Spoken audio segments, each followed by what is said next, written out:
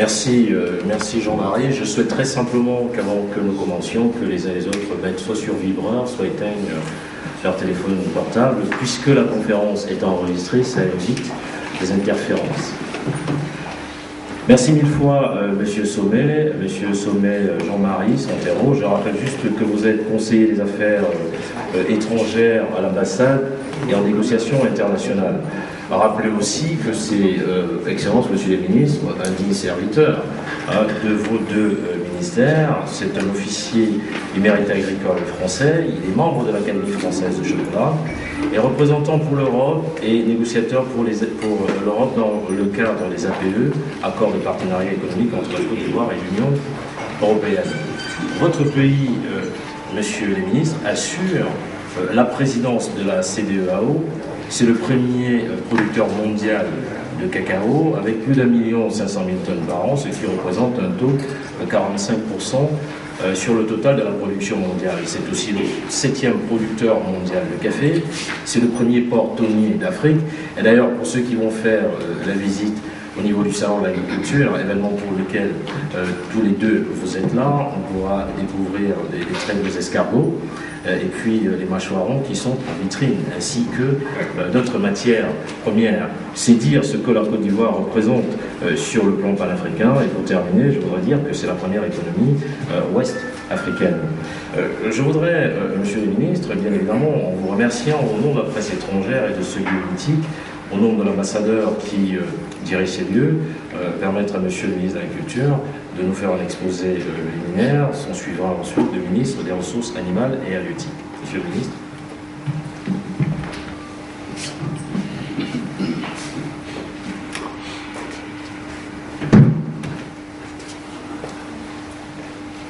Merci, Monsieur Nicolas Benat, secrétaire général de l'Association de la presse étrangère. Je suis tout particulièrement heureux.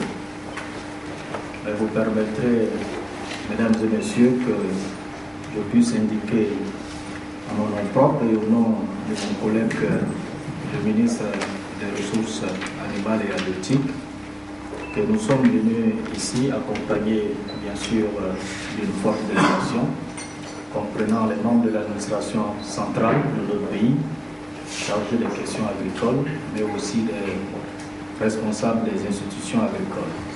Donc je ne voudrais pas vous ennuyer en les citant de manière exhaustive, mais je voudrais signaler leur présence.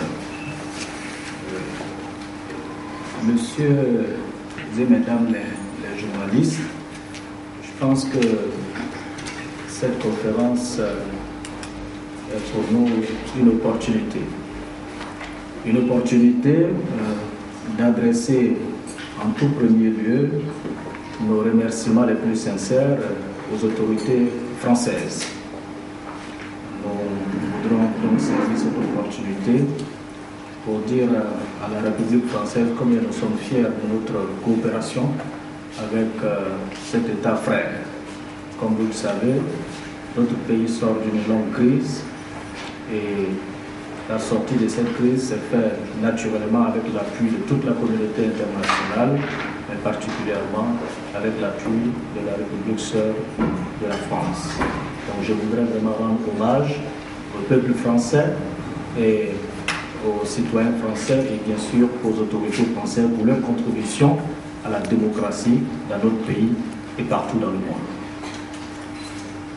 Ensuite, je me permettrai de remercier bien sûr l'ambassadeur de Côte d'Ivoire ici en France, qui est, comme vous l'avez dit, empêché, mais en fait il est au pays. Dire que nous sommes très fiers, bien sûr, du travail qui est accompli ici par notre ambassadeur. Et nous voudrons dire que si nous sommes ici à cette table cet après-midi, je crois que nous le devons en partie à l'ambassadeur Ali Koulibaly, à qui nous voudrions rendre un vibrant hommage. Je ne vais pas m'attarder outre mesure sur les hommages et les remerciements.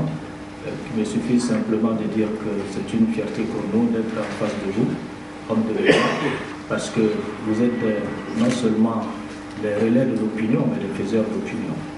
Donc nous voudrons compter vraiment sur vous pour que tout ce qui est entrepris dans nos pays respectifs en vue de renforcer la démocratie, mais aussi de faire en sorte que le peuple ait des meilleures conditions de vie et accède au développement durable, que vous soyez, dire, les meilleurs ambassadeurs de tout ce travail qui est fait au pays. En ce qui me concerne, je ne vais pas être très long dans mon exposé. Je voudrais vous permettre, à vous journalistes, de poser les questions qui sont les vôtres, pour ne pas vous exposer, faire un exposé tout à fait trop complet. En ce moment-là, peut-être que toutes les parties ne vous intéresseraient pas. Mais je voudrais parler de mon secteur de manière générale et puis après vous laisser poser des questions en ce qui concerne les spécificités donc, du secteur. Nous sommes ici à Paris, je le disais tantôt, dans le cadre du Salon international de l'agriculture. C'est un salon mythique pour nous, c'est la 49e édition et c'est le moment qu'on choisit le monde agricole pour se donner rendez-vous ici. Nous sommes ici, bien sûr, vous allez me dire que la Côte d'Ivoire a toujours participé au Salon de l'agriculture, mais notre participation de cette année a un caractère spécifique. Parce que notre pays est de retour sur la scène internationale au plan diplomatique, mais nous sommes venus vous dire aussi que son secteur agricole est également de retour. Et que nous sommes en train de chercher les voies et moyens pour relancer ce secteur.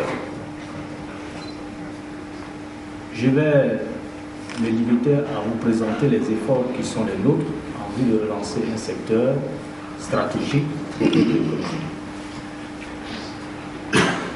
Alors, il faut déjà se rappeler que notre pays a reposé son développement depuis les années 60 sur le secteur agricole. C'est un choix pertinent, politique, stratégique, qui a voulu que le développement de notre pays repose sur l'agriculture. C'est le choix du père fondateur de la nation. Donc, dès ce sens, l'État a investi de manière massive dans le secteur agricole, sur toute la chaîne, dans la production, dans la transformation et dans la commercialisation. Les résultats sont connus. Dans les années 70, on a parlé de miracle ivoirien, mais c'était le fait d'une volonté politique. Vous savez, déjà en 81, pour ne citer que ce chiffre, nous étions, en ce qui concerne la part du budget national consacré au secteur, à 24%, mais il était déjà en baisse. La part du budget national consacré au secteur agricole était de 24%, mais il était déjà en baisse. C'était dans les années 80, au début des années 90. Évidemment, la crise est passée par là. Ensuite, avec les programmes d'ajustement structuraux, notre État a dû se retirer du secteur, mais ceci, c'était au profit du secteur privé et des organisations professionnelles agricoles. Le résultat de cet investissement massif a positionné le secteur agricole comme étant le pilier du développement économique de notre pays. Tous les investissements que vous voyez dans notre pays sont dans le bois du secteur agricole. Les résultats, pour vous donner quelques chiffres, l'agriculture représente aujourd'hui près de 30% de notre produit intérieur brut. Et 40 à 70% des recettes d'exportation, selon les années. 2 tiers des emplois sont issus du secteur agricole. Et quand je parle du secteur agricole, c'est le sens le plus large possible. Ça part depuis la foresterie jusqu'aux ressources halieutiques, en passant par les végétaux. Donc le secteur agricole a été un secteur qui a été le pilier de notre croissance économique. Ensuite, dans les années 90, comme vous le savez, il y a eu une crise de matières premières. Cette crise nous a conduit à réduire la contribution de l'État dans le secteur. Et c'était supposé faire au profit du secteur privé qui devait prendre le relais avec les organisations professionnelles agricoles. Il y a eu des réformes, comme vous le savez. Le résultat de ces réformes, on les connaît aujourd'hui. La chose que je peux dire, c'est que ça a poussé l'État à réduire son investissement dans le secteur qui est passé ainsi en 1981 de 24,5% à 1,5% en 2007. Ça, c'est la part de l'investissement. Qui plus est, nous avons connu une crise dans notre pays qui dure depuis quelques années. Dieu merci, cette crise est derrière nous. Alors nous sommes aujourd'hui dans la phase de reconstruction de notre pays. Qu'est-ce que notre administration entend faire? Premièrement, il s'agit de relancer le secteur. Donc il faut avoir un programme national d'investissement agricole qu'on appelle le PNIA, qui a pour objet de relancer le secteur et de façon durable. Le programme national d'investissement agricole a un certain nombre d'objectifs qu'il me suffit de vous signaler ici. Au passage, je suis venu avec mon directeur général de la programmation des statistiques. Il pourra au besoin parler de manière spécifique des axes stratégiques de ce programme si ça vous intéresse. Mais disons que c'est le pilier maintenant de la relance du secteur agricole. Nous visons une croissance de 9%. Une croissance agricole de 9% avec ce programme, dont le coût global est estimé à 1 000 milliards sur 5 ans. Nous entendons réduire la pauvreté de moitié par rapport à son niveau de 90, donc dans le cadre de l'OMD 1, d'ici 2020, pas 2015 en ce qui nous concerne. Donc nous devons ainsi passer d'un taux de pauvreté qui avoisine aujourd'hui les 50% à un taux de pauvreté de près de 16% pour l'année 2020. Cela impose qu'on ait une croissance agricole de 9%. Nous avons, avec ce programme, nous avons pour ambition de réduire de manière durable la pauvreté, comme je l'ai dit, mais de créer des emplois. Vous savez, les 2 tiers des emplois dans notre pays sont du fait du secteur agricole. Et aujourd'hui, pour ne citer qu'un chiffre, quand vous sortez 4 personnes de la pauvreté, 3 le seront du fait du secteur agricole. Donc, c'est vous dire comment le secteur est stratégique pour lutter à la fois contre la pauvreté, réduire les inégalités, mais aussi créer des emplois et donner de la croissance. Avoir de la richesse, mais mieux la distribuer. C'est le secteur agricole de notre économie qui permet de le faire. Ce programme qui dure sur 5 ans doit commencer en ce qui concerne sa mise en œuvre dès 2012, parce que nous avons déjà négocié ce programme dans un cadre de concertation avec les partenaires au développement, avec le secteur privé, avec les organisations professionnelles agricoles et avec la CEDEAO. C'est important de le souligner. Vous savez qu'aujourd'hui, notre pays préside au destiné de la CEDEAO et que la CEDEAO, c'est un espace de près de 500 millions de personnes. Et nous avons fait ce programme pour tenir compte aussi de notre rôle dans la CEDEAO. C'est un programme qui vise à atteindre l'autosuffisance alimentaire et la sécurité alimentaire. Ce programme, comme je l'ai dit, pour ne pas être plus détaillé que cela, pour que ce programme ait des chances de succès, il faut qu'il évolue dans un environnement qui soit propice. C'est pour ça que nous avons entrepris un certain nombre de réformes, essentiellement autour de la gouvernance du secteur. Parce que notre secteur agricole est rentré en crise, il a commencé à avoir de la décroissance pour 2 raisons, nous pensons. La première, c'est la faiblesse de l'investissement, qu'il soit public ou privé. La deuxième, c'est la mauvaise gouvernance. Il n'y a pas 36 manières de la dire. Qu'il s'agisse de la gouvernance publique ou qu'il s'agisse de la gouvernance privée. Parce que quand vous prenez les organisations professionnelles agricoles, elles sont mal structurées, mal organisées. On a un problème de représentativité. Et quand vous prenez, bien sûr, au niveau public, il y a eu quelques dérives qu'il faut avoir le courage de souligner, même si toutes ces dérives ne sont pas imputables à la longue crise que nous avons connue. Donc, nous avons estimé qu'il faut que ce programme, pour qu'il ait toutes ses chances de succès, il faut assainir l'environnement dans lequel le programme devrait être mis en œuvre. C'est pour ça que nous avons entrepris un certain nombre de réformes. Ces réformes concernent aussi bien l'administration agricole, je le dis, parce que très souvent, quand nous avons des négociations avec les partenaires au développement, c'est un chapitre qu'ils sous-estiment ou bien qu'ils négligent. Mais on ne peut pas faire de la croissance agricole sans renforcer les capacités et les moyens de l'administration centrale, dont le rôle justement est de coordonner la mise en œuvre de ce programme. Donc nous pensons que c'est essentiel, il s'agit donc d'administration centrale agricole, de renforcer les institutions agricoles. Et ça, je me permets d'insister là-dessus. Nous avons par exemple 3 principales institutions au niveau agricole. Nous avons l'Agence nationale de développement rural, dont le président du conseil d'administration est dans cette salle, l'ANADER, qui s'occupe du conseil agricole. Nous pensons que c'est un instrument important dont il faut renforcer non seulement la gouvernance, mais aussi il faut lui donner les capacités et les moyens de son action. Nous avons le Centre national de recherche agronomique. Vous savez très bien que sans recherche et développement, on ne peut pas améliorer la productivité dans le secteur, on ne peut pas être compétitif. Donc c'est une institution dont nous sommes fiers, qui a donné de bons résultats, non seulement en Côte d'Ivoire, mais dans la sous-région. Nous pensons qu'il faut renforcer cette institution. Je vais citer aussi le FIRCA, qui est le Fonds interprofessionnel pour le financement de l'agriculture, qui est une institution aussi qui permet de financer tous les projets que les autres observateurs professionnels agricoles auront décidé. Il faut aussi, je pense que le DG de l'INFPA est là, c'est notre institut de formation agricole. Donc voici pour nous ce que nous appelons les réformes de la gouvernance. Premièrement, il faut renforcer l'administration centrale. Deuxièmement, il faut renforcer les institutions agricoles. Et puis, enfin, et une des réformes non les moindres en ce qui concerne cette gouvernance, ce sont les organisations professionnelles agricoles. Comme je l'ai dit, l'État ne peut plus revenir jouer le rôle qu'il a joué. Moi, je considère que des années 60 aux années 70, l'État avait pour rôle de jouer un rôle pionnier. Donc, d'investir, de faire à la limite, d'ouvrir des chantiers, mais après, l'État ne peut pas rester. Vous savez que notre administration est d'essence libérale. Donc, ce n'est pas le rôle de l'État de s'investir dans la production, dans la commercialisation. Le secteur privé est là, les organisations professionnelles agricoles sont là, c'est leur job. L'État doit se limiter à réguler, à contrôler et à orienter, à définir bien sûr les politiques agricoles.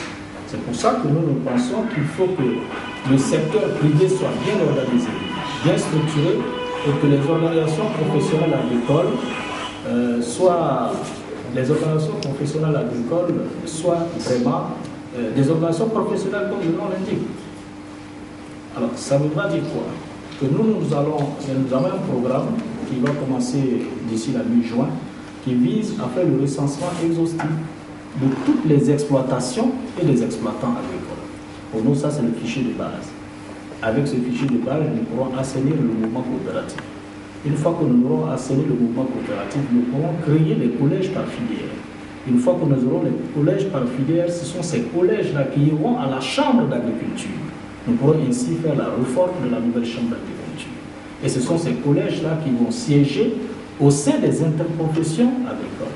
Les interprofessions agricoles, il y en aura une par filière. Pour qu'une association, une organisation soit reconnue comme telle par l'État, il suffit qu'elle contrôle 50% de la production et 50% des producteurs. À ce moment-là, elle peut demander à l'État d'être reconnue comme interprofession. C'est essentiel en ce qui concerne cette représentativité parce que l'État va lui concéder des services. Et l'État va étendre à l'ensemble des filières certaines de leurs décisions. Donc c'est important qu'il soit suffisamment représentatif. Donc pour nous, c'est bon. Au terme de la réforme, nous devons avoir des interprofessions fortes.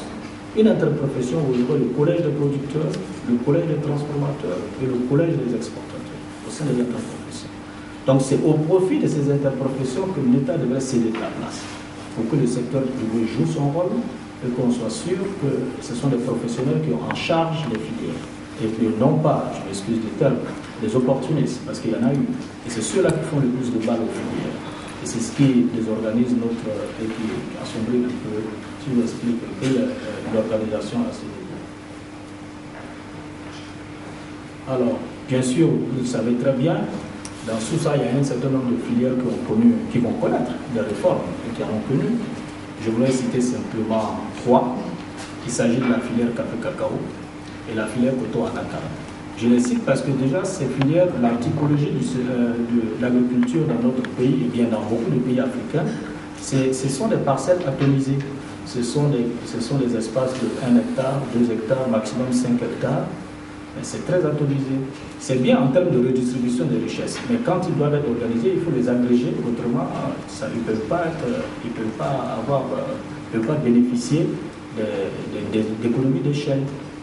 Nous avons estimé, quand vous prenez la filière café-cacao et la filière coton-anacarde, ces filières à elles seules représentent 2 tiers des producteurs. Donc c'est le max, c'est la majorité des producteurs qui sont concernés. Donc la première spécificité de ces filières, c'est qu'elles intéressent beaucoup plus de producteurs que toutes les autres filières. Deuxièmement, du fait de leur structuration, l'État a besoin de les aider à s'organiser.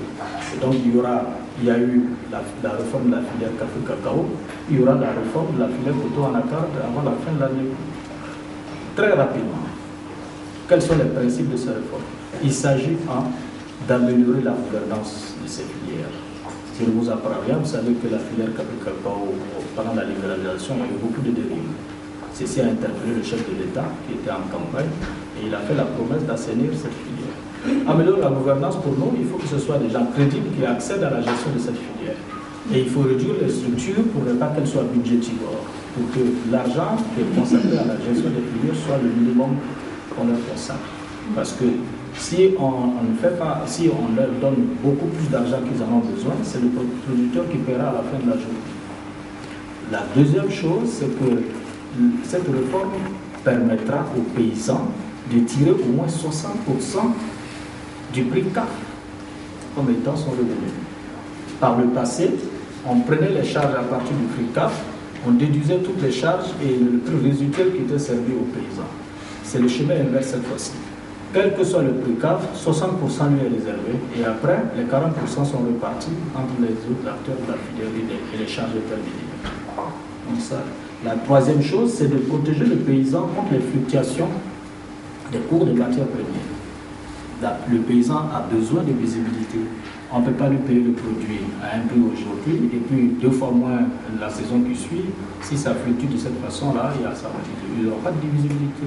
Or, vous savez très bien que ces fluctuations dépassent le paysan, dépassent souvent même les États. Et que souvent, ce sont donc les prises de position sur les marchés internationaux qui jouent un peu sur la fluctuation des cours de matières premières. On ne peut pas donc soumettre directement un paysan du coin fin de la Côte d'Ivoire à ces fluctuations pour lesquelles il n'a aucun contrôle. Et donc, la réforme de ces filières vise aussi à leur servir un prix garanti, un prix stabilisé. Non seulement un prix rémunérateur, je l'ai dit, 60% du prix cap, mais un prix garanti. Donc c'est ce qui a été fait en ce qui concerne la filière cacao. Aujourd'hui, vous avez une structure du point de vue de la gouvernance qui est un conseil d'administration paritaire, l'État, l'interprofession. C'est eux qui s'occupent, qui vont gérer désormais la filière. Et nous sommes revenus au système de vente anticipée à la moyenne. C'est le seul moyen pour leur garantir un prix et pour le stabiliser. Donc je termine en disant que la filière coton-anacarde va aussi connaître une réforme de cette nature. Je voudrais citer quelques programmes spécifiques. Il s'agit notamment du programme sur le foncier rural, mais aussi sur la stratégie nationale de développement du riz. En ce qui concerne le foncier, on est tous d'accord que c'est la base de l'agriculture. Et sans un foncier sécurisé, on ne peut pas imaginer de développer un secteur comme le nôtre. Mais on peut se réjouir que la Côte d'Ivoire soit parmi les pays qui sont en avance sur cette question. Nous avons déjà à notre disposition une loi sur le foncier qui date de 1998, qui a été négociée dans un cadre de large consensus et qui a pour avantage donc de s'appuyer sur le droit traditionnel. Donc la clé de cette loi, c'est de dire qu'une fois qu'on a constaté et certifié des droits coutumiers qui sont exercés sur une parcelle, on peut transformer ces droits coutumiers en droits officiels. Donc c'est tout le sens de la loi. Évidemment, la loi a été votée en 1998, mais depuis 1999, notre pays a connu des crises successives. Donc les conditions n'ont jamais été propices pour une mise en œuvre efficiente de cette loi. L'objectif pour nous, cette année, c'est de relancer la mise en œuvre de cette loi, en faisant 3 choses, pas 36. La première, c'est que nous allons revisiter les procédures. La loi elle-même, elle est déjà bonne. Il n'y a rien à dire sur la loi, je tiens à le souligner. Parce que souvent, on se méprend en disant si elle n'est pas mise en œuvre, c'est qu'elle n'est pas bonne. Non. Notre loi est bien adaptée à notre situation. On n'a pas eu les conditions. Les conditions n'ont jamais été créées pour qu'elle soit mise en œuvre de manière efficiente. Ce qu'il faut, on peut toujours revoir la procédure pour voir comment alléger la procédure, comment la rendre moins onéreuse. Donc, deuxième axe, les coûts. Les coûts, il faut que, pour que le paysan puisse avoir un titre foncier, il ne faut pas que ce soit honoré pour lui. Et puis, enfin, le cadre institutionnel. Parce qu'après, il faudra évoluer forcément vers une loi, comment on appelle ça, un marché de la terre. En ce qui concerne la stratégie nationale de développement du riz, comme vous le savez, le programme national d'investissement a pour objectif d'atteindre la sécurité alimentaire. Il se trouve que notre pays consomme beaucoup de riz. Et nous sommes aujourd'hui à 1,5 million de tonnes de consommation de riz par an. Et nous importons pratiquement 1 million. Donc la stratégie que nous venons de faire adopter le 15 dernier au Conseil des ministres vise, en l'espace de 5 ans, à produire 1 900 000 tonnes de riz blanchi pour non seulement satisfaire nos besoins, mais aussi exporter dans la sous-région. C'est un programme qui a un coût global de 672 milliards sur 5 ans. Donc ce programme est basé sur la maîtrise de l'eau, la mécanisation, l'apport de semences améliorées, et puis toute la chaîne des valeurs, à savoir la transformation et la mise en marché. Mesdames et messieurs, c'est sûr, c'est quelques mots que je voudrais pouvoir introduire nos débats, étant entendu qu'aujourd'hui c'est à vous la parole, et nous ferons des efforts pour répondre un peu aux préoccupations qui seront les vôtres. Je voudrais terminer comme j'ai commencé en remerciant encore une fois M. Abena pour l'opportunité qu'il nous donne aujourd'hui de parler du directeur dont nous avons la charge. Je vous remercie. Côte d'Ivoire, ISBAC, comme me disait il y a quelques jours M. Stéphane Bompers, le directeur Afrique et de l'océan Indien du Quai d'Orsay. Monsieur le ministre des Ressources animales et halieutiques, à vous la parole.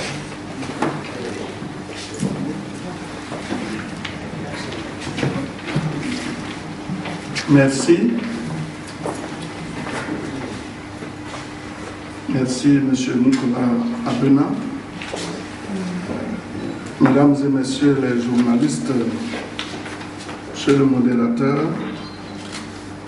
comme a eu à le dire Monsieur le ministre de l'Agriculture, la Côte d'Ivoire, notre pays, a connu plusieurs années de crise qui ont durement éprouvé les populations.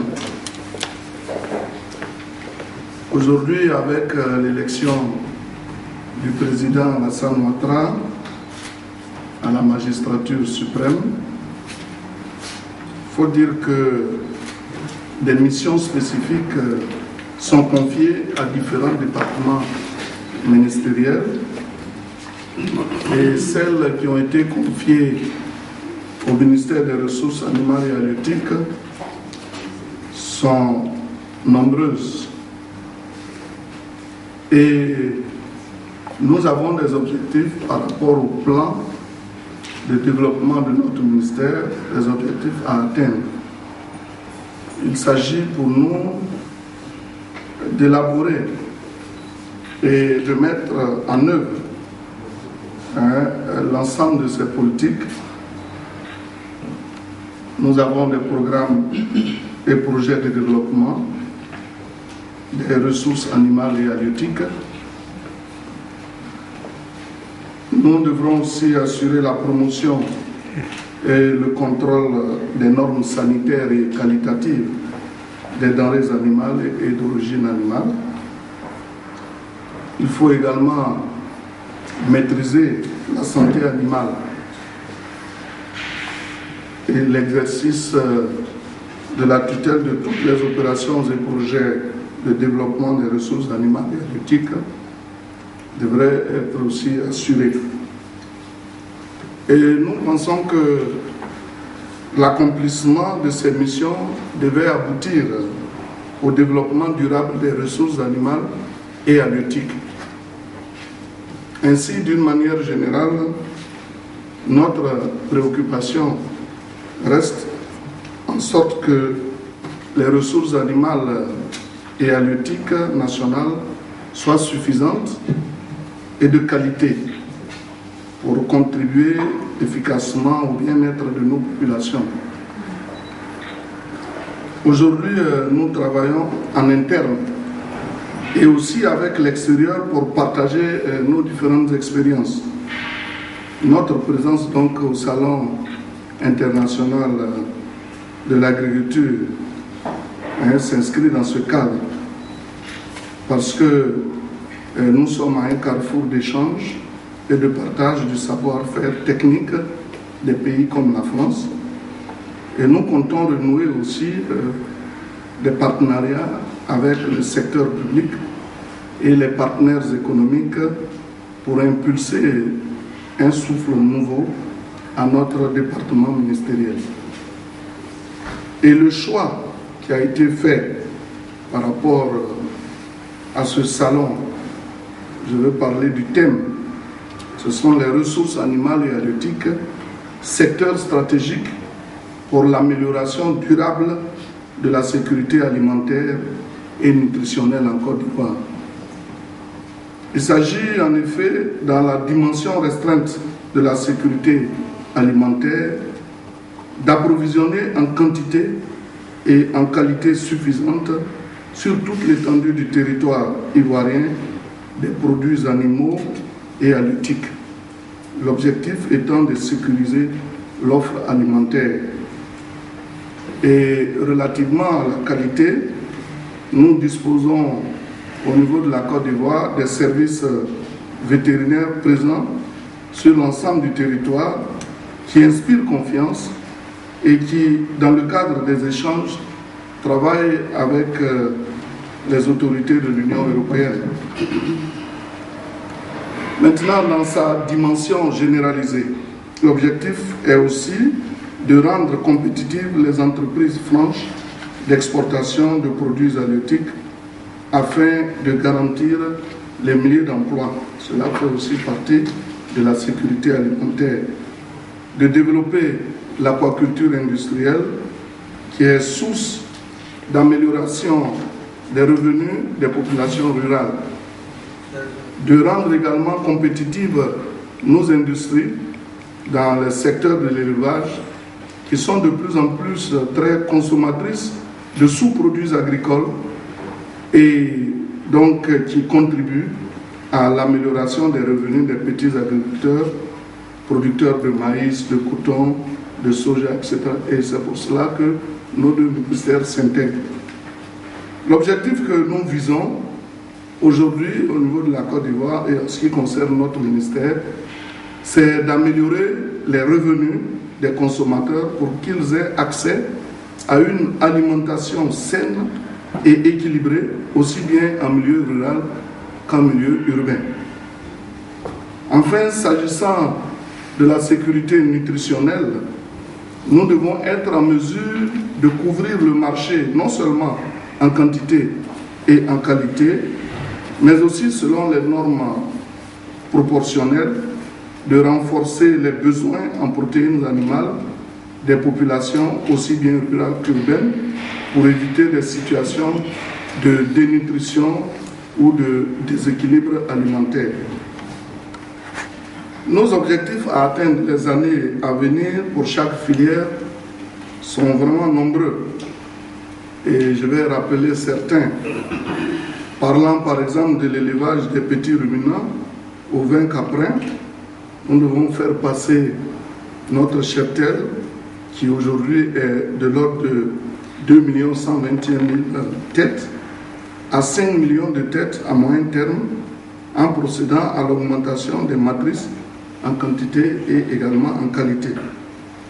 C'est pour cela que dans le cadre de ce que nous entendons mettre en place, nous allons mettre à la disposition des éleveurs des animaux améliorés dans le cadre de la génétique. Et lorsque nous sommes arrivés, nous avons pris contact avec des spécialistes du secteur pour nous aider à pouvoir disposer donc des semences qui vont nous permettre de mettre en place un élevage assez important, puisque dans le cadre de l'insémination artificielle, nous aurons besoin donc de ces semences.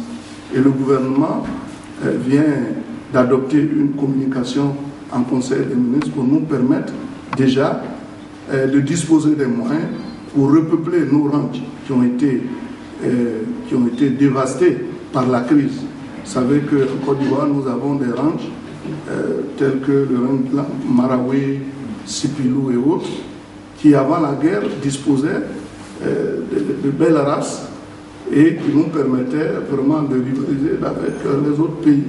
Malheureusement, avec la crise, tout a été décimé et donc l'objectif aujourd'hui, c'est de pouvoir repeupler cela. Nous travaillons également dans le cadre de l'aviculture et nous avons mis en place le plan stratégique de développement de l'aviculture. Et l'objectif également, c'est de faire passer l'offre nationale qui est aujourd'hui de 0,9%, 0,9 kg par habitant et par an.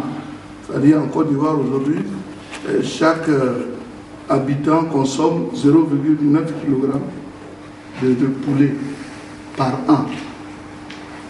Alors qu'en Europe, nous avons dépassé le cap de 14%. Et aujourd'hui, l'objectif donc c'est de passer de 0,9 kg à 2 kg de viande de poulet par habitant. Il en est de même des œufs. Nous allons également proposer des produits avicoles aux consommateurs et à des prix très accessibles aux pauvres. Cela permet, dans le cadre donc, de l'installation des jeunes éleveurs, cela permet de stabiliser environ 15 000 emplois. Comme je l'ai dit, aujourd'hui, nous devons faire passer la production au niveau local à des meilleures proportions, parce qu'il faut dire que en matière de protéines animales, notre pays dépend essentiellement de l'extérieur. Nous faisons beaucoup plus d'importations et ce n'est pas vraiment sérieux pour un pays qui veut se développer. Mais tout est dû à la crise. Nous travaillons également dans le domaine de l'aquaculture et tout récemment nous avons fait un séminaire avec le ministère de l'Agriculture en collaboration avec le Japon où nous, tout en produisant du riz, nous puissions aussi faire de l'élevage. Les deux peuvent s'intégrer dans les bassins où nous allons produire le riz. Ça aussi c'est important.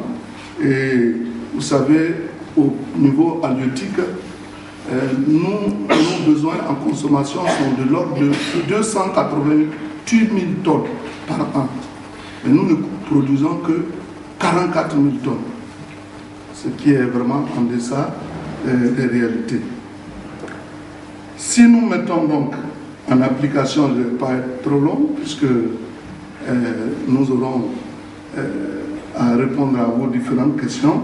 Donc, si nous mettons en application toutes les expériences constructives dont nous avons parlé, expériences constructives certes, mais reconnues, à terme, nous espérons être capables de doubler nos productions animales et halieutiques d'ici 5 à 10 ans.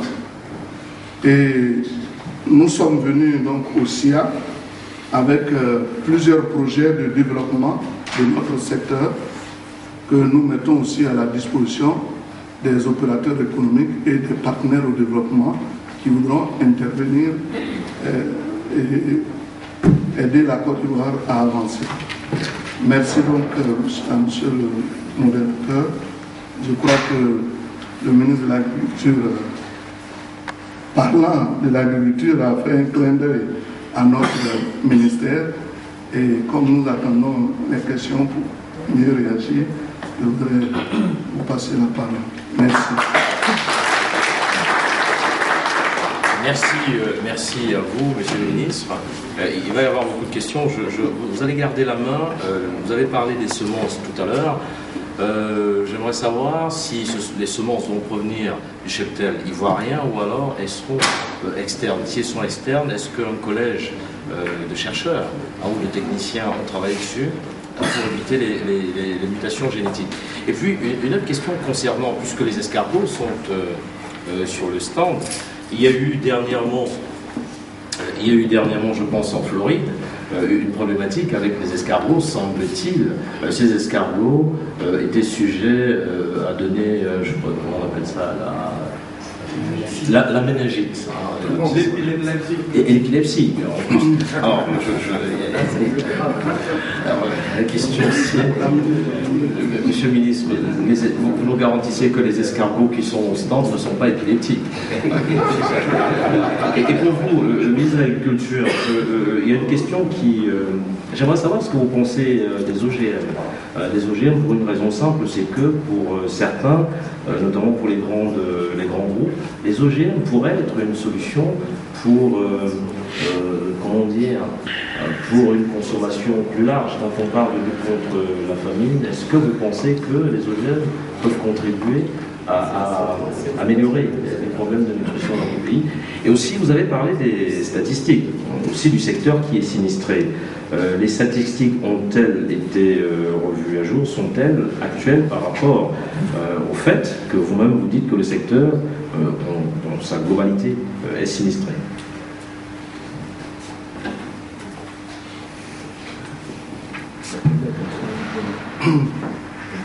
Merci.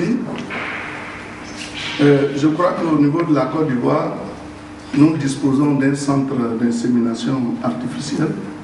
C'est vrai qu'il a été fortement entamé par la crise, mais l'objectif en venant ici prendre contact avec les chercheurs, d'ailleurs nous aurons une visite et une rencontre avec des chercheurs dans le domaine de la génétique.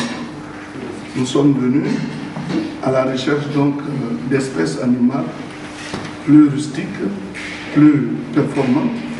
Vous savez, en Côte d'Ivoire, nous disposons d'une race Ndama. Et l'expérience a montré qu'il y a eu des jumelages qui ont été vraiment profitables à la Côte d'Ivoire avec la race abondance que nous avons vue sur les différents stands. Et nous avons pris attache aussi avec les propriétaires donc, de ces espèces-là. Nous avons pris la documentation et nous allons voir, puisque l'expérience a déjà été profitable à la Côte d'Ivoire.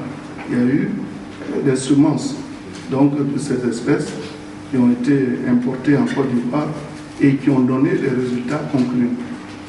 Donc aujourd'hui, nous sommes ici.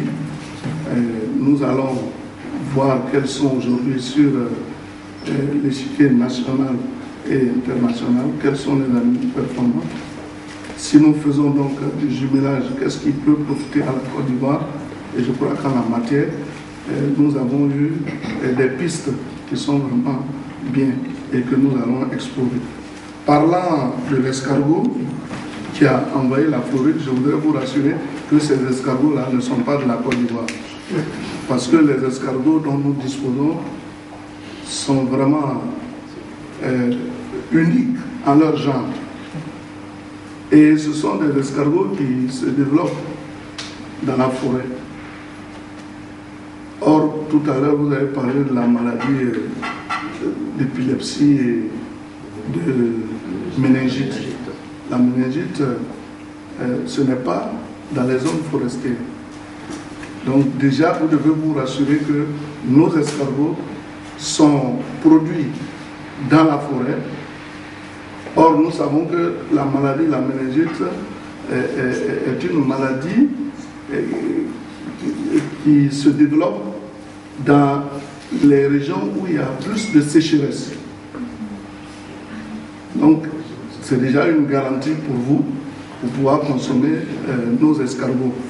Et d'ailleurs, si vous avez vu sur le stand de la Côte d'Ivoire, les escargots attiraient plus de monde, puisque les gens sont vraiment préoccupés et ils veulent en savoir davantage. Nous connaissons les petits escargots dont vous disposez en France ici, dont le goût n'a rien à voir avec les escargots de Côte d'Ivoire. Si vous voulez, on vous donne rendez-vous ce mercredi, la journée des Ivoiriens. Vous allez voir donc les escargots que nous allons consommer ensemble. Ah oui, et qui ont des vertus thérapeutiques. Ah oui, ça il faut que je vous le dise. Parce que la viande d'escargot, d'ailleurs, nous, chez nous, on dit on ne tue pas l'escargot avec un fusil.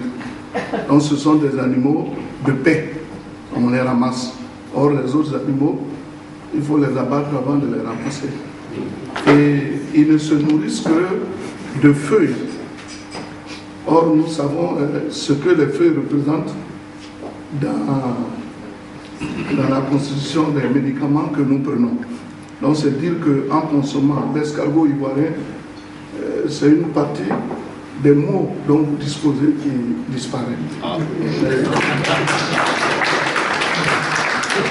Donc soyez rassurés, et il n'y a aucune difficulté à consommer l'escargot de Côte d'Ivoire, qui n'a rien à voir avec ceux qui ont envahi la Floride. Et à la matière, nous disposons des documents que nous pouvons mettre à votre disposition.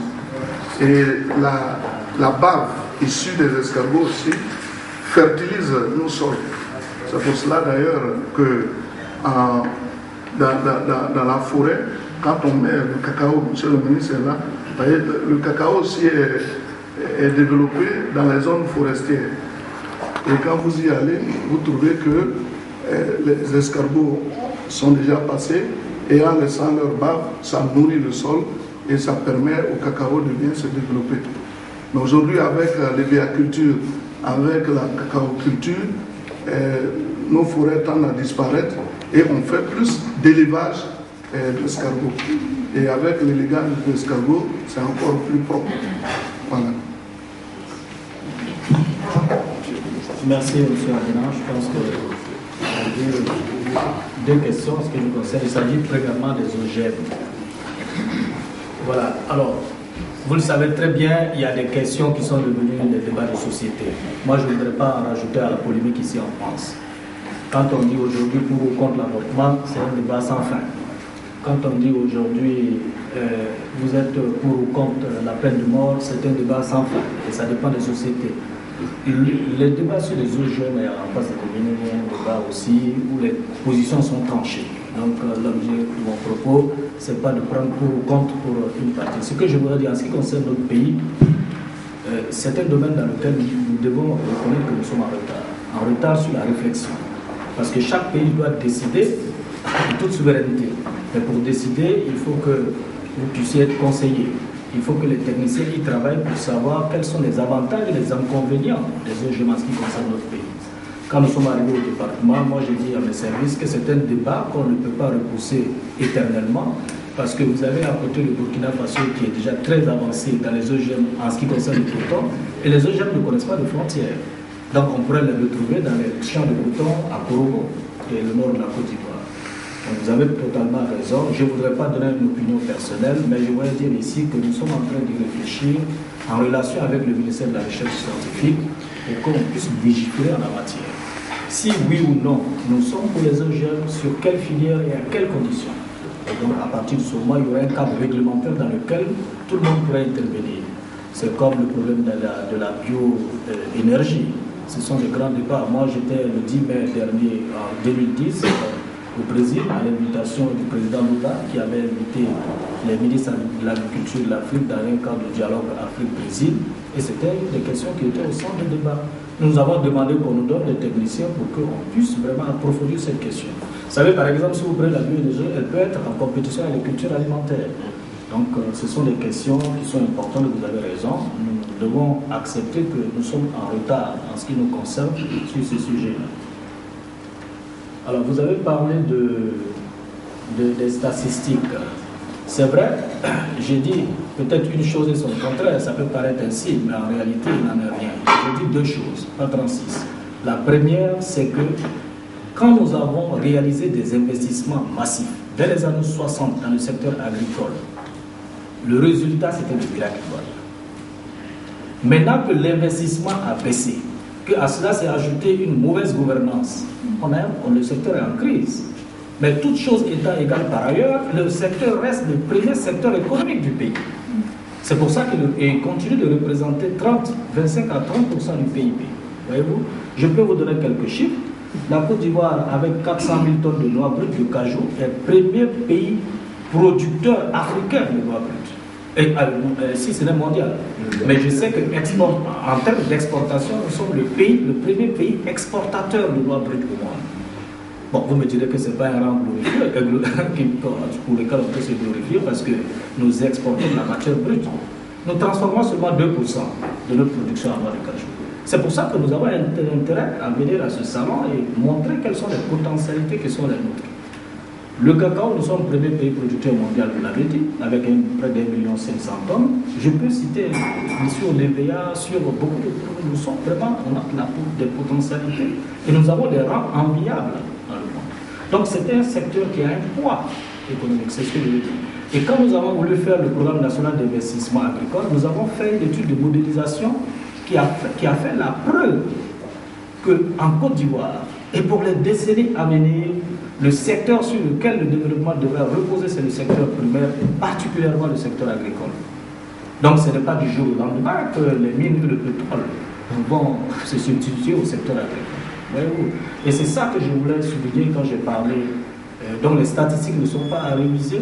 Simplement, je dis que si l'investissement avait continué son rythme, peu importe quelle est l'origine de l'investissement, le but de l'exercice maintenant, c'est que l'investissement qui venait de l'État, entre les années 60-70, j'ai dit que l'État ne peut plus faire ça. Ce n'est pas son rôle. C'est le secteur privé des organisations professionnelles agricoles qui doit le faire. Donc nous demandons de l'investissement. Donc nous avons un programme d'investissement.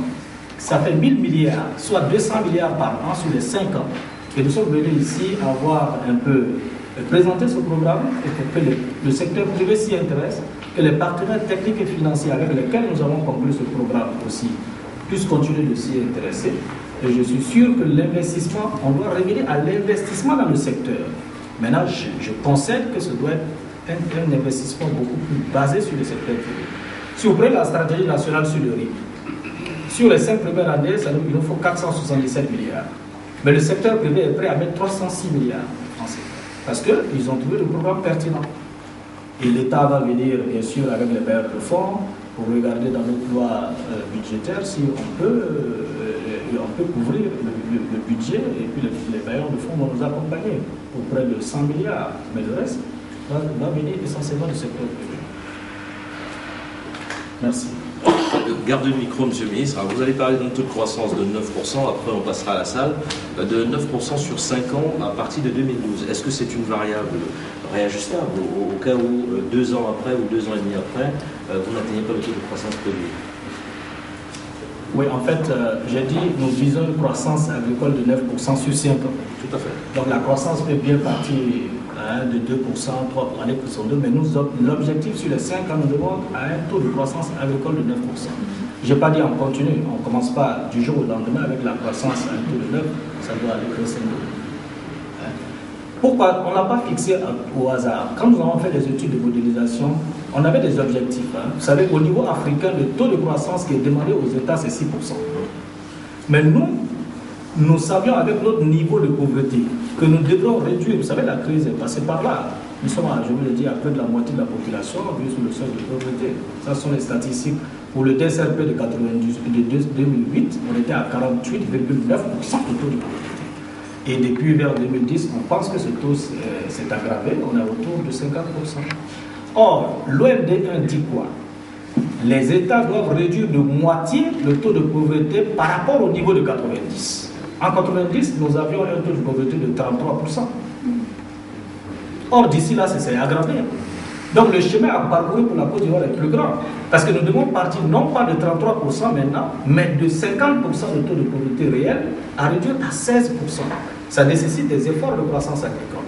C'est pour ça que le taux que la modélisation a sorti, si nous voulons atteindre l'OMD1 en 2015, c'était 14% de taux de croissance agricole. Évidemment, quand on prend l'historique de notre secteur agricole, jamais on a atteint ce genre de taux de croissance. Donc, ce n'est pas réaliste. Pour être réaliste, nous avons dit un taux de croissance de 9% est possible. Seulement, l'OMD1 ne sera plus atteint en 2015, mais en 2020. Voilà. Donc voilà pour ce que... Merci. Oui, bonjour, merci de penser aux gens qui ont des questions dans la salle. Jean-Pierre Bory, journaliste à RFI. Question pour le monsieur le ministre de l'Agriculture, monsieur Saint-Bois-Fred Coulibaly. Monsieur le ministre, vous avez évoqué la réforme de la filière cacao, en la présentant comme acquise et quasiment actée, quasiment en fonctionnement. Or, il semble que malgré tout, il y ait beaucoup de questions qui se posent. Je n'évoquerai pas les débats sur le barème qui apparemment ne semblent pas correspondre au prix réel que les exportateurs ou les industriels sont obligés d'acquitter pour se procurer les produits. Ma question porte essentiellement sur la garantie que vous offrez au secteur industriel et exportateur, la contrepartie, puisqu'ils sont obligés d'avancer l'argent, d'après ce que j'ai compris, pour acheter le cacao. Comment leur garantissez-vous à la fois la quantité et la qualité du produit qui leur sera remis plus tard? Merci.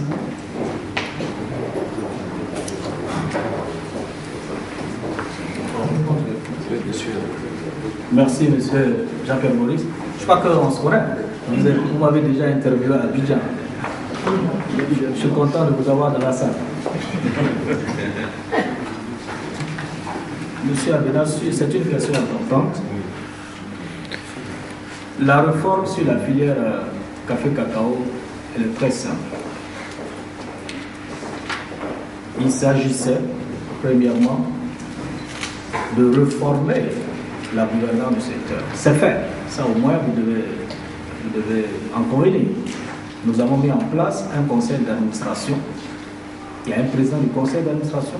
Vous avez un conseil d'administration paritaire, 6 membres issus de l'État, 6 de l'interprofession. Donc, ceux auxquels vous faites allusion sont désormais membres du conseil d'administration. C'est l'organe qui décide. Et l'État a concédé à cette structure un certain nombre de pouvoirs. Donc, c'est cette structure qui désormais préside à la destinée de la filière. Donc, les transformateurs sont représentés, les exportateurs sont représentés, les producteurs sont également représentés. Je rappelle que dans l'ancien système, tout était géré par l'État. Vous savez, la réforme que nous avons conduite, c'est une réforme qui emprunte à la fois aux deux systèmes. Elle emprunte ce qui a bien marché dans le cadre de la stabilisation et elle laisse de côté ce qui a moins bien marché. Et elle emprunte à la libéralisation ce qui nous paraît pertinent. Et justement, l'un des aspects au niveau de la libération qui nous paraît pertinent, c'était que les professionnels soient associés à la gestion de la filière. Donc c'est désormais chose faite. Quand vous prenez donc le cadre institutionnel, pour nous, la réforme s'est terminée. Il y a un conseil d'administration, il y a un président du conseil d'administration qui n'est autre que le ministre d'État, ministre de l'Agriculture, Lambert Kwasi Konan. Et vous pouvez regarder un peu le profil de tous ceux qui sont aujourd'hui membres de ce conseil, ce sont des gens avertis. Et nous avons tenu sous la directive du président de la République à ce qu'il en soit ainsi. Donc de ce point de vue, on peut convenir que c'est terminé. Maintenant, vous avez le deuxième axe qui est le prix garanti aux producteurs. Le prix garanti aux producteurs, le prix ne peut être garanti aux producteurs que s'il est fixé à l'avance. Il ne peut être fixé à l'avance que si on fait des ventes à terme par avance. Pour sortir un prix moyen, à partir de là, on sait à quel prix on va payer aux paysans. On fait les calculs. Donc, il s'agissait de faire un document d'opérationnalité du PVAM, du programme de vente anticipée à la moyenne. Là aussi, c'est terminé. La preuve, le système de vente anticipée à la moyenne a démarré depuis le 31. Il est opérationnel, parce que le document, son objet, c'est de rendre opérationnel le programme de vente anticipée à la moyenne. Il est opérationnel. Maintenant, les questions que vous soulevez, ce sont des questions d'arbitrage entre les acteurs d'une filière et l'État. La première des préoccupations, c'est le barème.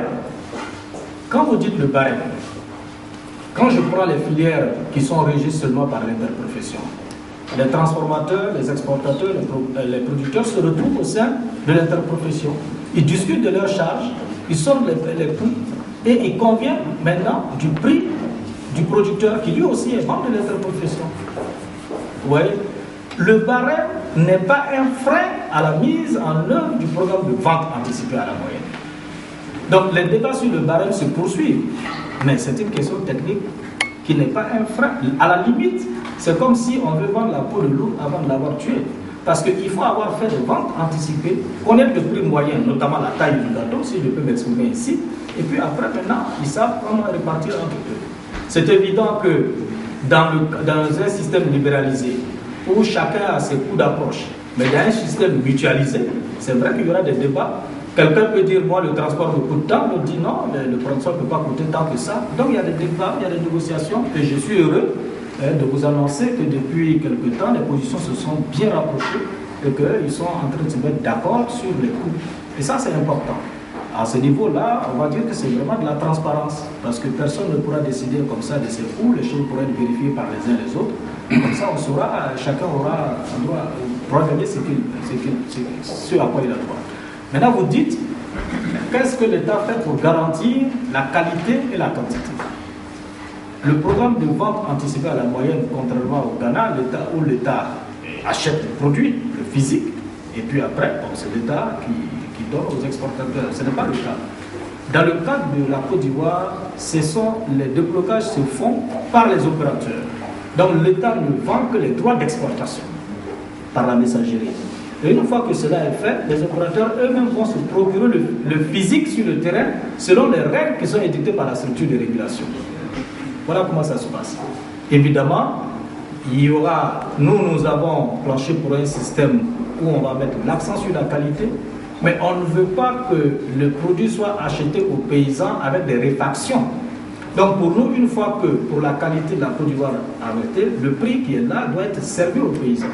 Parce que le danger de faire la part entre un produit de qualité moyenne, de qualité supérieure auprès du paysan, il n'est pas suffisamment armé pour arbitrer, et ça a toujours été la porte ouverte au détriment du paysan, qui ainsi est découragé donc, de faire du travail. Donc pour nous, une fois que le prix moyen sera fixé, il sera valable, quel que soit le type de qualité qui va se trouver. Les opérateurs sont conscients qu'il y a des qualités qui ne pourront pas être exportées. Donc il leur appartient de ne pas aller collecter du produit qui n'a pas été bien séché. Donc il faudra aussi dire aux paysans d'aller faire le travail. Donc chacun devra jouer un peu son rôle. Mais je peux vous dire que vous savez très bien, au temps de la stabilisation, nous avons une surcote en ce qui concerne notre qualité. Mais je vais vous dire, M. Boris, dans 2 ans, nous allons, ou plus tard, dans 2 ans, nous allons retrouver notre position de surcote sur la qualité du cacao à l'exportation. Et nous le devrions justement à ce système de réforme que nous sommes en train de mettre en place. Maintenant, si c'est une question assez technique, si vous voulez dire que celui qui a plus de déblocage que de physique, qu'est-ce qu'on fait? Et inversement, la structure de régulation est là pour ça. Si vous avez plus de déblocage dans la messagerie que vous en avez de physique, ça veut dire que quelqu'un a plus de physique qu'il n'a de déblocage. Et donc le rôle de la structure de régulation, c'est de faire la balance entre les uns et les autres. Donc il n'y a pas de risque du tout que les gens ne soient pas servis. Maintenant, les garanties financières, ça c'est autre chose, parce que c'est un système où les risques sont mutualisés. Donc je pense que, et les opérateurs eux-mêmes l'ont signifié, c'est pour ça que tous sont aujourd'hui à la messagerie. Je signale au passage que les opérateurs sont venus progressivement à la messagerie. Mais ça ne veut pas dire que la messagerie elle-même n'était pas fonctionnelle. Et que le document d'opérationnalité qu'ils ont discuté entre eux, techniciens, auquel nous avons tenu à associer des experts internationaux, est un document qui a été... Je dois signaler au passage que ce n'est pas la première fois que la Côte d'Ivoire fait une vente anticipée à la moyenne. Nous avons des techniciens encore au pays. Donc nous avons formé des comités d'experts nationaux. À ceux-là, nous avons ajouté des comités d'experts internationaux. Donc le problème n'a jamais été le document d'opérationnalité de vente anticipée à la moyenne. Le problème, c'est que quand vous arrivez au moment des intérêts, ce qui est légitime, chacun doit se préoccuper de savoir ce qu'il gagnera ou ce qu'il perdra. Mais dans un système comme celui-là, dans une réforme comme celle-là, personne ne peut tout gagner, personne ne doit tout perdre. Donc c'est franchement un compromis. Je vous remercie.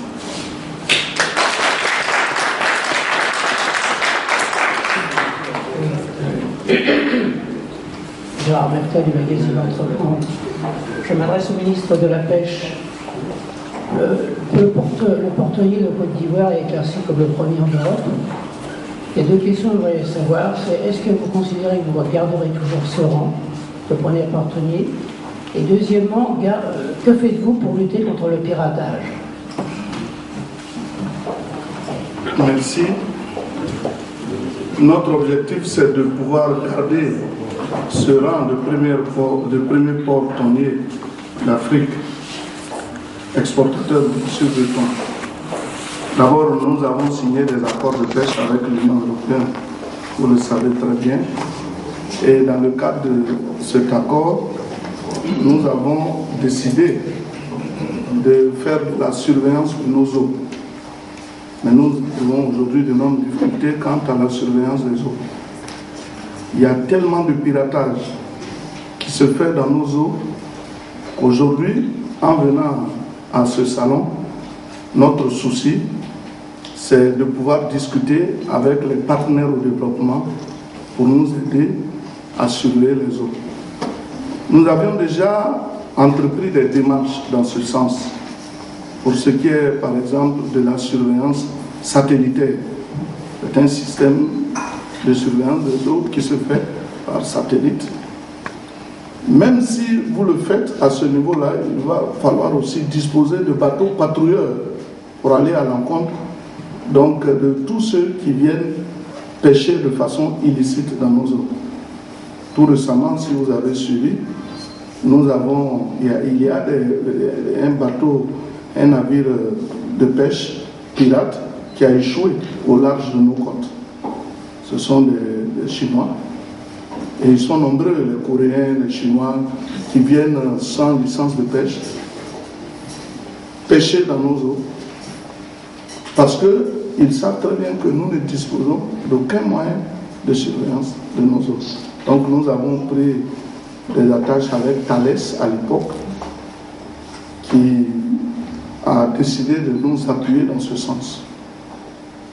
Et je crois que l'Union européenne doit pouvoir nous aider parce que tout récemment, nous avons signé plus de 25 licences de pêche. Ce sont eux qui viennent pêcher dans nos eaux. Et pour garantir cette pêche-là, il y a lieu que l'Union européenne nous aide. Et dans le cadre de la mission que nous avions entreprise tout récemment, nous leur avons fait part de cela. Il faut qu'ils viennent nous aider parce que nous, on ne dispose pas d'assez bonnes flottilles pour pouvoir pêcher dans nos eaux. Ce sont eux qui viennent. Et la Côte d'Ivoire est réputée pour la qualité de son thon. Vous savez, aujourd'hui, nous sommes en hiver. Les thons aiment aller là où il y a les eaux tempérées parce qu'ils n'aiment pas l'hiver. Donc aujourd'hui, nos eaux sont un véritable nid de thon. Alors, il va falloir que vous puissiez... Ça fait rire, mais c'est la réalité. C'est-à-dire, pendant qu'il fait froid ici, les thons, et les thons voyagent beaucoup. Ils viennent dans nos eaux tempérées, et avec vos flottilles, vous les arrêtez, vous les pêchez. C'est pour cela d'ailleurs que nous avons beaucoup d'installations en ce qui concerne les usines de transformation de thon. Nous avons Castelli, Pêche-Froid, Scodi qui sont installés en Côte d'Ivoire et qui travaillent. Il y a Sopiqué qui a quitté la Côte d'Ivoire, qui a délocalisé, mais avec la situation qui se normalise, tout récemment nous étions à Vigo et Sopiqué a décidé de revenir en Côte d'Ivoire. Donc c'est dire que, je ne sais pas, nous sommes premier port thonier d'Afrique, mais aujourd'hui 6e au plan mondial. Mais je crois que l'objectif même, c'est d'être aujourd'hui très compétitif au point d'être parmi les 3 premiers. Parce que si Sopiqué arrive, ça va nous aider. Et d'ailleurs, nous avons voté une loi pour instituer la zone franche.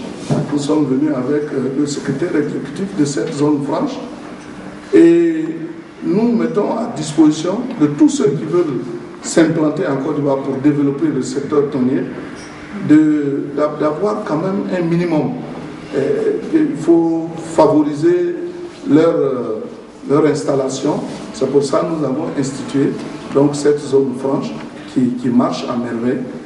Et n'oublions pas aussi que la crise a décimé une partie vraiment de ces installations-là. Bon, Dieu merci, avec les nouvelles autorités, nous sommes en train de faire des efforts pour que vraiment les thoniers au niveau de la Côte d'Ivoire ne connaissent pas d'énormes difficultés. Vous savez aussi, les industries thonières engagent plus de 3500 personnes. Donc les emplois directs 3500 et emplois indirects plus de 7000. Et la plupart sont des femmes. Nous savons très bien que les femmes, quand elles disposent d'argent, ça rentre dans le foyer, puisqu'elles utilisent pour s'occuper des enfants et même de leur mari. Ce n'est pas le cas souvent de donc, soyez rassurés, nous allons faire mieux pour éviter la catastrophe. Ce qui est sûr, il y a plusieurs opérateurs économiques dans le secteur qui arrivent en Côte d'Ivoire parce que avec la présence donc des autorités qui aujourd'hui sont ouvertes à l'extérieur, il n'y a pas de raison qu'on puisse être compétitif dans le secteur de thon. Tout ce que nous demandons, c'est comment faire pour surveiller nos eaux. Les gens viennent et avec des mailles qui ne respectent pas les normes reconnues, ils viennent pêcher jusqu'au large des côtes, puisque nous ne pouvons pas les arraisonner. Souvent même, ils viennent en étant armés. Alors oui, les pirates, mais c'est pour ça qu'ils sont des pirates. Oui, c'est pour ça qu'ils sont pirates. Quand quelqu'un quitte un pays comme la Chine, comme la Corée, pour venir pêcher dans vos eaux, il faut qu'il dispose d'un minimum d'équipement pour faire face à l'adversité. Et je crois que seule l'Union européenne, seuls nos partenaires au développement peuvent nous aider à atteindre cet objectif. Merci. Monsieur le ministre, bonjour. Je suis M. Vadou, Ivoire Business Panel.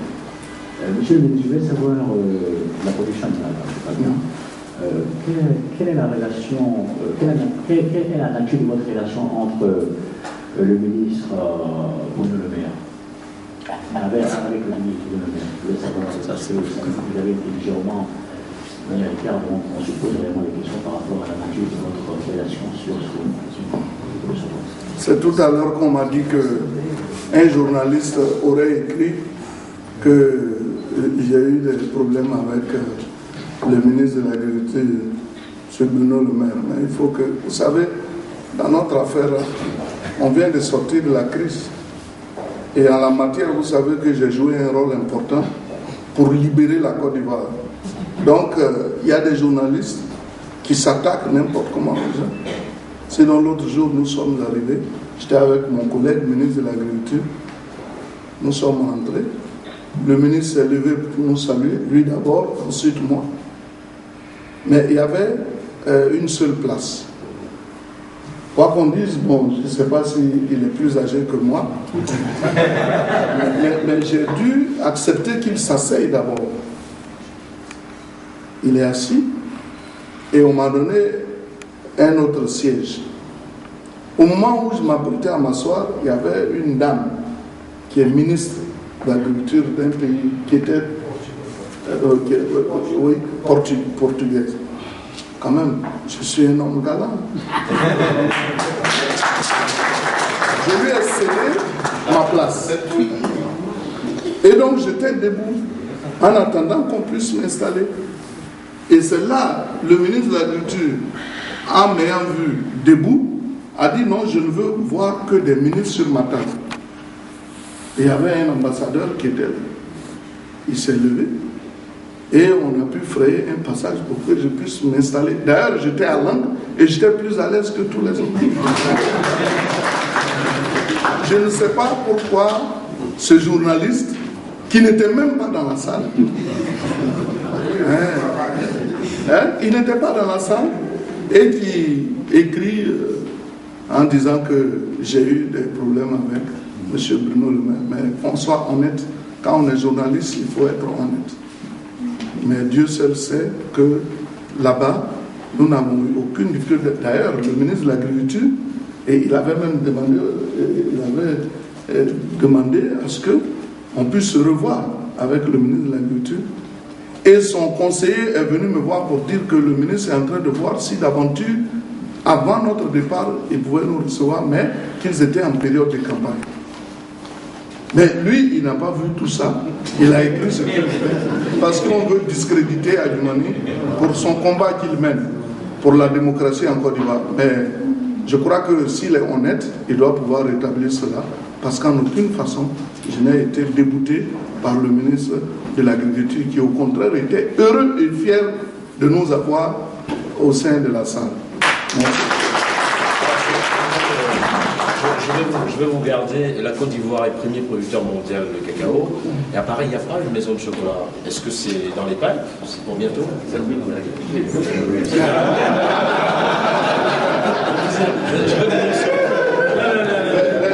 Par rapport au thon, aux escargots, les animaux ne mangent pas. Est-ce qu'il y aura une maison de chocolat bientôt à Paris? À Paris? Oui, bien sûr, puisque on sait qu'aujourd'hui, une fois de plus, pour revenir à M. Jean-Marie Sommet, qui a beaucoup travaillé pour qu'il y ait les cacaoculteurs africains au salon du chocolat, mais la Côte d'Ivoire, qui est un producteur, n'a pas une officine de chocolat. Est-ce que c'est pour bientôt? Merci. Bon. Moi, je le disais tout à l'heure, en fait, quand c'est la réforme qui est en place actuellement, associe le secteur privé et elle est basée vraiment sur le secteur privé. Je ne vais pas revenir sur tout le document de stratégie de cette réforme, mais je voulais dire qu'il y a une place de choix. Un, pour un partenariat public-privé. Deux, pour la transformation du cacao localement. Et trois, pour la promotion du cacao. Donc il appartient maintenant à la structure qui est en place de regarder quelles sont les choses pertinentes à faire pour que notre cacao soit promu à l'extérieur, qu'il y ait de plus en plus de consommateurs du cacao ivoirien. J'ajoute, pour ceux qui ne le savent pas, et je crois que celui ne doit pas faire partie de ceux-là, le cacao ivoirien a un goût organoleptique qu'on ne trouve nulle part dans le monde. Ça veut dire quoi? Ça veut dire que quand vous avez la référence du vin de Bordeaux, vous pouvez, dans le monde du chocolat, la référence pour tous les chocolatiers, c'est le chocolat d'origine Côte d'Ivoire. C'est avec celui-là qu'on peut faire le mélange et obtenir, n'est-ce pas, M. Boris? Donc voilà. Donc en fait, pour vous dire que je crois que tout ça est vraiment consigné dans le document de réforme, mais ce sont des questions que la structure va regarder de près et convenir avec tous les acteurs privés. Nous avons associé les chocolatiers à la plateforme privée publique qui sera élaborée dans le cadre du développement durable de la filière café-cacao. Il n'y a aucun aspect de cette filière auquel vous aurez pu penser et que vous n'avez pas pensé qui n'a pas été pris en compte dans cette réforme. Donc je voudrais vraiment vous dire que c'est une très très bonne réforme. Évidemment, vous allez me dire qu'une réforme ne vaut que à ceux qui les mettent en œuvre. C'est pour ça que nous avons tenu à ce que ce soit des gens de qualité et qui soient représentatifs, qui soient au conseil du café-cacao. Je vous remercie. Nous avons une dernière question de... Monsieur le ministre, je voudrais simplement enlever ma casquette de conseiller pour pour celle justement d'académicien, pour dire simplement que vous avez raison sur toute la ligne, dans la saveur et l'aromatique du cacao de Côte d'Ivoire, qui est utilisé dans tous les chocolats du monde, à hauteur de 65% pour son amertume, pour sa qualité. Et tous les chocolats, quel que soit, aujourd'hui c'est à peu près 70% de cacao de fèvre utilisé à l'intérieur, pour avoir l'acidité, l'arôme de la dégustation et les saveurs gustatives qui éveillent les pastilles gustatives, il faut du cacao de Côte d'Ivoire. Si ce n'est pas le cacao, la masse, c'est le beurre de cacao. Donc, vraiment, nous sommes au sommet de tout ce qu'il faut. Maintenant, il faut créer les grands crus de Côte d'Ivoire. Et, monsieur le ministre, c'est dans cette lignée-là, je vous remercie. Nous avons le cacao, nous avons le thon, nous avons les escargots et le mâchoiron. C'est le meilleur aussi. Oui, mais avant de passer au mâchoiron, je voudrais dire, pour que les uns les autres soient rassurés, que dans le cadre des zoonoses, l'escargot ne développe pas de maladie transmissible à l'homme. Ça, il faut que vous soyez rassurés. D'ailleurs, monsieur le ministre est là, il sait très bien, l'escargot est développé dans la région des Aké. Or, les Aké, nous savons, la plupart des grands universitaires de Côte d'Ivoire sont sortis de ces régions-là. Et nous pensons que les escargots ont dû jouer un rôle important. Les escargots ont dû jouer un rôle important parce que ils ne se nourrissent que de viande d'escargot. Ça, c'était la parenthèse. Mais s'agissant des mâchoirons, il y a un jeune qui est venu avec moi, qui fait de l'élevage de mâchoirons. Parce que nous avons une opération dénommée Jacquesville, opération Jacquesville Aquaculture, où nous faisons l'élevage des mâchoires. Et nous fabriquons des albins que nous mettons à la disposition des éleveurs. On a beau falsifier le mâchoiron, mais celui de Côte d'Ivoire, comme l'a dit M. le ministre, pour ce qui est du cacao, est le mâchoiron le plus prisé au monde. Parce que, ah oui, mais je vous invite le mercredi à venir déguster à la chair de mâchoiron, qui est vraiment tendre comme du coton et qui fond dans la bouche. Donc, vous allez voir, et le mercredi, vous êtes invité à déguster à la viande de mâchoiron. Merci. Nous allons prendre une dernière question. Monsieur Jean-Marie Sauvé, vous allez conclure. Simplement, messieurs les ministres, dans les années passées, vous faisiez un salon à Abidjan qui s'appelait le Sahara. Alors, moi, je me demande, est-ce que vous aurez un jour l'audace de le refaire pour nous prouver sur place ce que vous avez fait?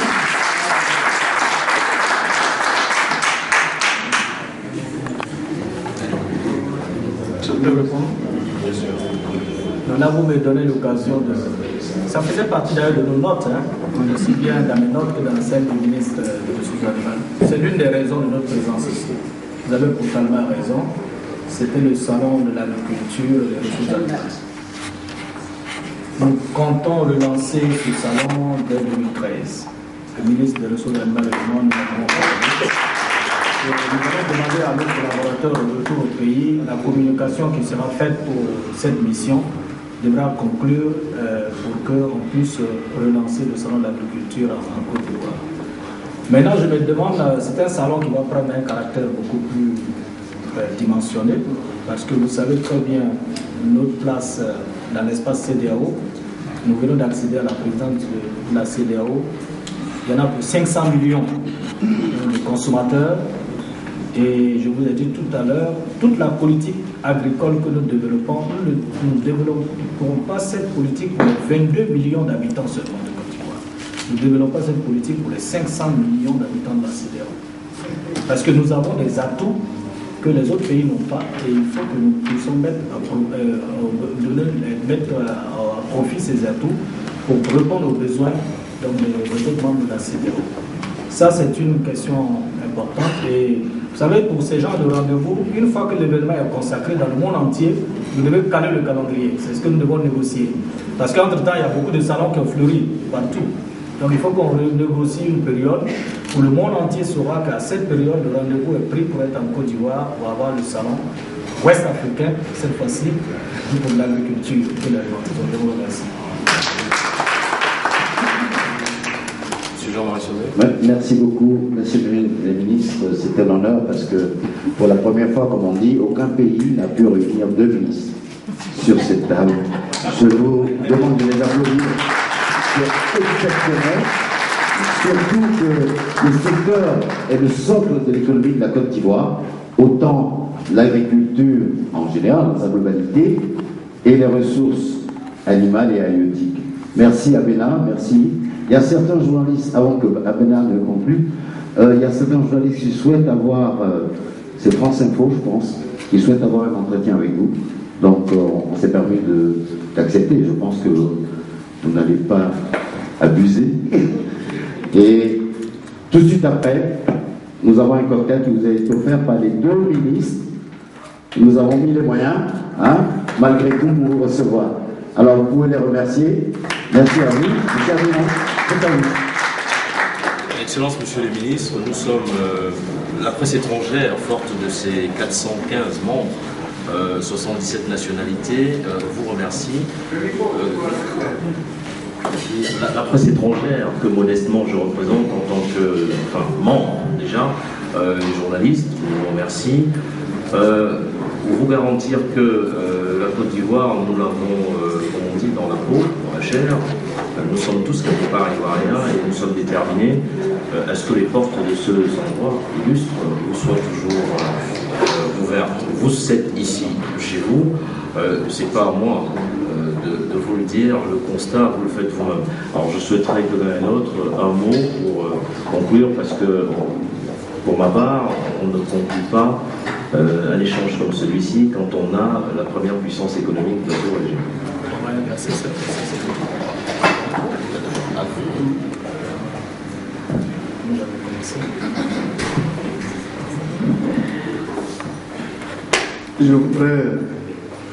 Je sais que tout à l'heure, monsieur le ministre vous a salué, vous a félicité, vous a remercié pour l'opportunité que vous avez donnée de nous adresser au monde entier à travers ce que vous avez reproduit dans vos différents journaux. En tout cas, nous avons été heureux et fiers d'avoir participé à cette grande rencontre avec les journalistes. Je l'ai dit déjà et je n'y reviendrai plus. La Côte d'Ivoire aujourd'hui connaît d'énormes difficultés dans le domaine des ressources animales et halieutiques en raison des 10 années de crise que nous avons connues. J'ai eu la chance de diriger ce ministère de 2002 à 2005. Je suis reparti, mais grâce au président Alassane Ouattara, j'ai été reconduit au même poste depuis juin 2011. Nous tâchons de faire en sorte qu'au niveau de la Côte d'Ivoire, nous puissions être autosuffisants en protéines animales. Et donc nous avons à mettre en place la politique de développement telle que précisée tout à l'heure dans la présentation que je vous ai faite. Aujourd'hui, nous sommes à ce salon pour échanger avec nos partenaires au développement, pour échanger également avec tous ceux qui ont foi en la Côte d'Ivoire et qui veulent vraiment investir dans notre pays. Donc, à travers ce que vous allez dire, je suis convaincu que les uns et les autres vont désormais s'intéresser à la Côte d'Ivoire. C'est pour cela, d'avance, je vous dis merci. Et sans trop tarder, je vais vous passer le micro.